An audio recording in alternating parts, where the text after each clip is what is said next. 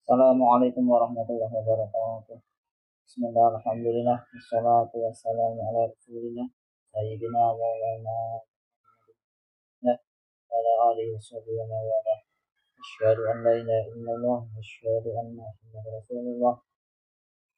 La haula wa la quwwata illa billahil aliyyil azim.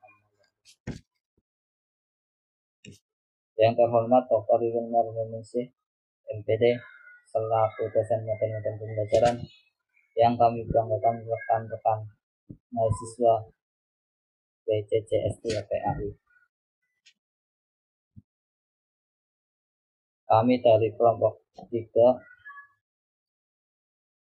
yang terdiri dari Aisyah Fajar, Putri Artini, Muhammad Rifai, dan M. Rizendra akan memaparkan hasil diskusi kami yang berjudul klasifikasi dan karakteristik model pembelajaran PAI.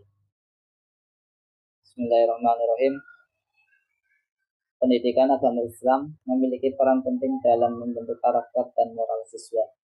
Berbagai model pembelajaran PAI seperti pembelajaran langsung, tidak langsung, interaktif, mandiri, dan berbasis pengalaman digunakan untuk meningkatkan kompetensi kognitif, afektif, dan psikomotorik siswa. Guru berperan sebagai fasilitator dan pembimbing dalam proses pembelajaran. Model pembelajaran yang tepat dapat membantu siswa memahami nilai-nilai agama secara efektif dan aplikatif dalam kehidupan sehari-hari. Yang pertama, model pembelajaran langsung dalam pendidikan agama Islam. Karakteristiknya, materi disampaikan langsung oleh guru dengan 5 langkah establishing set, penjelasan, guided praktik, umpan balik, dan extended praktik. Kelebihannya yaitu interaksi 2 arah mempercepat pemahaman, meningkatkan keterlibatan siswa dalam diskusi, fleksibel dan kontekstual sesuai dinamika kelas, dan melatih kemampuan berargumentasi berbasis nilai agama.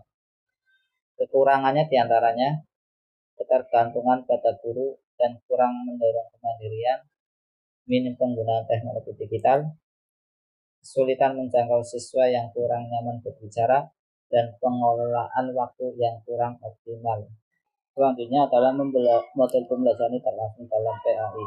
Ciri-cirinya adalah memanfaatkan minat dan keindahan siswa, menggabungkan penyelidikan dan pengambilan keputusan, melibatkan pemikiran tingkat tinggi, dan memanfaatkan pengalaman siswa. Macam-macam model pembelajaran tidak langsung diantaranya adalah satu, pembelajaran berbasis masalah, yaitu model pembelajaran yang menempatkan siswa dalam situasi nyata untuk memecahkan masalah kompleks yang tidak memiliki jawaban tunggal. Yang kedua, pembelajaran berbasis proyek adalah model pembelajaran yang menggunakan proyek sebagai media pembelajaran. Yang ketiga, pembelajaran berbasis kasus adalah model pembelajaran di mana siswa menerapkan pengetahuan mereka pada skenario dunia nyata. Yang keempat, diskusi kelompok adalah model pembelajaran yang melibatkan siswa berdiskusi dalam kelompok untuk memecahkan masalah. Dan yang terakhir, pembelajaran penemuan ilmiah adalah model pembelajaran yang mendorong siswa untuk menemukan konsep, prinsip, dan hubungan melalui proses berpikir ilmiah. Selanjutnya akan disampaikan oleh Ibu Aisyah. Terima kasih. Selanjutnya, model pembelajaran interaktif dalam PAI. Dalam konteks pendidikan yang modern seperti saat ini, tentunya diperlukan pembelajaran yang lebih interaktif dan menarik bagi siswa untuk meningkatkan pemahaman dan penerapan nilai-nilai keagamaan Islam pada siswa. Karakteristik atau ciri yang ada pada model pembelajaran interaktif dalam PAI yaitu yang pertama, variasi kegiatan individu dan kelompok. 2. Keterlibatan intelektual tinggi. 3. Guru sebagai fasilitator dan pengelola kelas demokratis. Dan yang keempat, interaksi multi arah dan situasi kelas adaptif. Kelebihan yang ada pada model pembelajaran ini yakni mendorong kreativitas siswa melalui diskusi dan ide-ide baru sehingga siswa dapat lebih aktif dan kritis. Kekurangan pada model ini yakni kurangnya variasi pengajaran dan interaksi efektif sehingga dapat menurunkan motivasi siswa dan juga membuat mereka merasa bosan.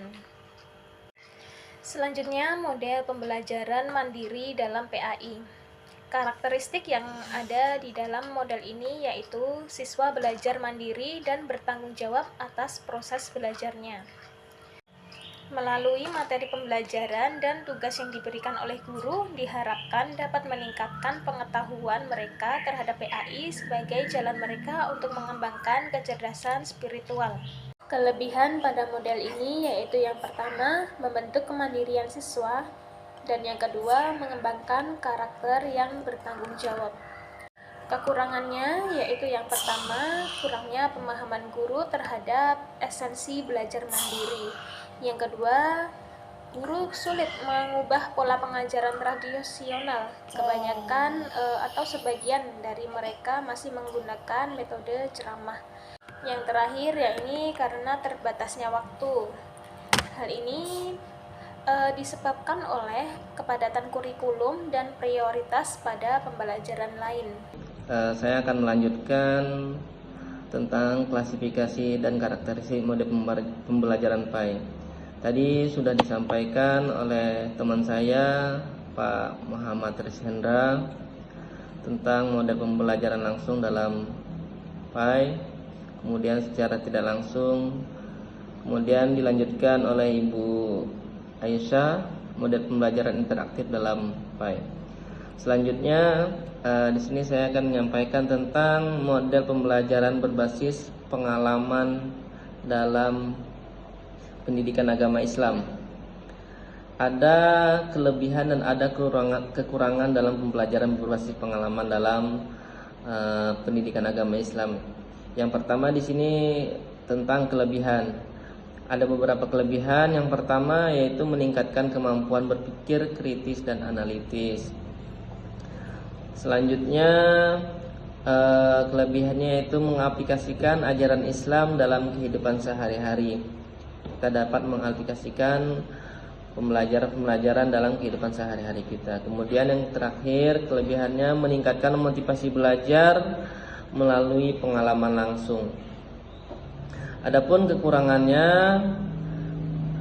dalam model pembelajaran berbasis pengalaman yaitu di sini memerlukan waktu dan sumber daya lebih banyak. Jadi memang harus, kalau kita melaksanakan pembelajaran berbasis pengalaman ini harus memerlukan waktu yang cukup lama dan sumber daya yang lebih banyak. Kemudian yang kedua yaitu harus butuh kemampuan guru dalam mengelola kelas. Di sini juga tidak semua guru bisa menerapkan model pembelajaran berbasis pengalaman ini. Makanya harus ada guru yang mampu dalam mengelola kelas. Kemudian contoh model pembelajaran berbasis pengalaman, yaitu contohnya proyek membuat poster akhlak Islam atau simulasi cara beribadah yang benar. Kemudian ada sini prinsip-prinsip penggunaan model pembelajaran. Pertama, berorientasi pada tujuan. Aktivasi guru dan siswa diarahkan untuk mencapai tujuan pembelajaran.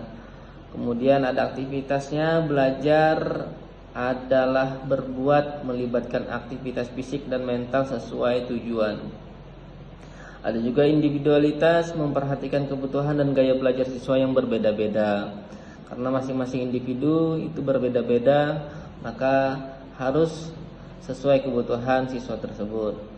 Kemudian ada integritas, mengembangkan seluruh aspek kepribadian siswa secara terpadu. Yang terakhir di sini ada kesimpulan model pembelajaran PAI. Pertama, beragam model. Ada model langsung, tidak langsung, interaktif, mandiri, dan berbasis pengalaman yang barusan saya jelaskan tadi. Kemudian ada perbedaan-perbedaan siswa. Setiap siswa memiliki kemampuan dan gaya belajar berbeda yang harus diperhatikan dalam pembelajaran. Kemudian yang terakhir, efektivitas pembelajaran. Pembelajaran efektif mendorong perubahan perilaku, pengetahuan, dan kemajuan berpikir siswa. Jadi harus efektif dalam melaksanakan pembelajaran ini. Mungkin dari saya hanya itu saja yang bisa saya sampaikan. Terima kasih kepada semua rekan-rekan, terkhusus kepada rekan kelompok saya, Ibu Aisyah dan Pak Rishendra. Mohon maaf apabila ada kesalahan dan kekhilafan. Terakhir saya ucapkan billahi taufiq wal hidayah. Wassalamualaikum warahmatullahi wabarakatuh.